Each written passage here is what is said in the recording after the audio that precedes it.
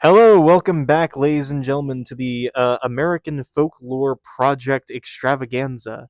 Today we have, again, Joey, the one and only. Yes. He will be telling us another ghost story of the Home Alone incident, as he calls it. Yes, I was completely home alone here. That I was probably in like eighth grade, so it was like probably 13, 14, something like that. My dogs and cat, they had already died at this point.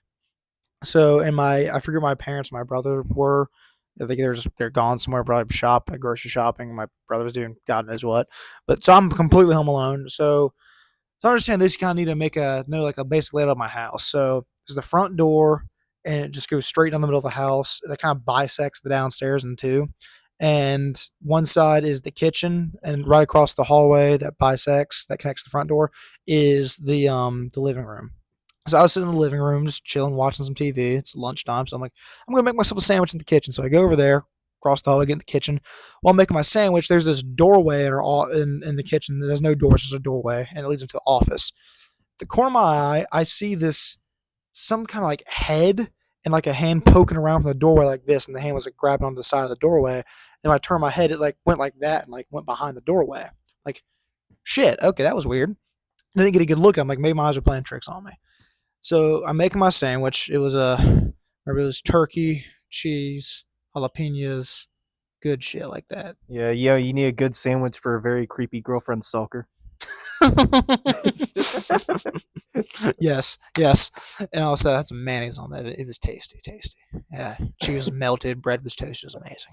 Making this amazing Gordon Ramsay level sandwich here. And after I made this amazing culinary artwork, it was just so delicious. So I was going to go back to the living room and eat that sandwich while I was watching TV. I cannot remember what I was watching. Can't remember, bro. I don't think it's important for the details, Probably but not. yeah. Yeah, Yeah, what's the ghost gonna do?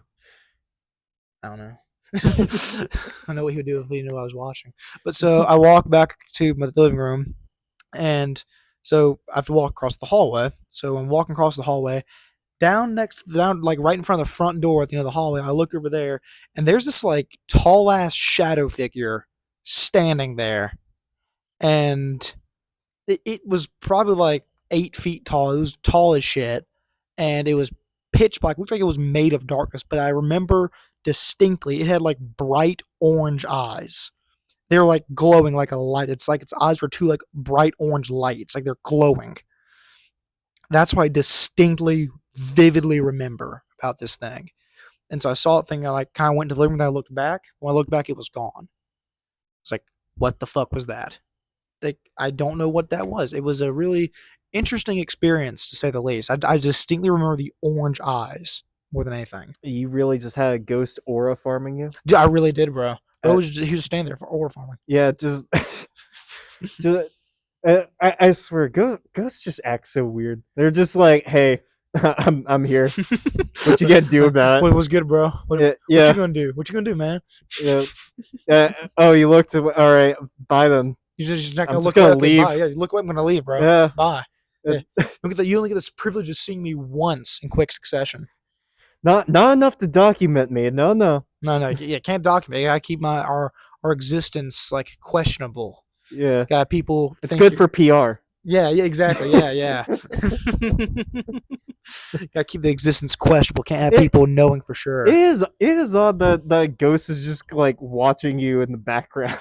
No, yeah, it definitely. He was like watching me make a fucking sandwich in the office. I Like he was in imagine the that you got office. really paranoid after Yeah, that. no, The I next did. couple of I days. did. Like Just, the next few days, I was like, just like you, I imagine it's like next couple of days you're making the same sandwich. You're just like, oh no, you kept like looking at my shoulder and shit like that. yeah, Every time I was at home alone for the next like few days after that shit, I just kept like looking at my shoulder. I paid attention to every little noise in my house. yeah. All he wanted was a sandwich, bro.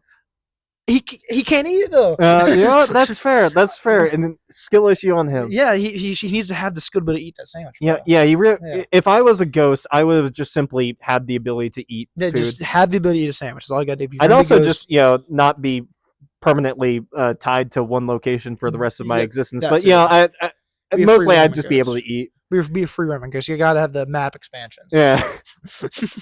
Get all the DLCs. Could you imagine that as a ghost you just get microtransactions?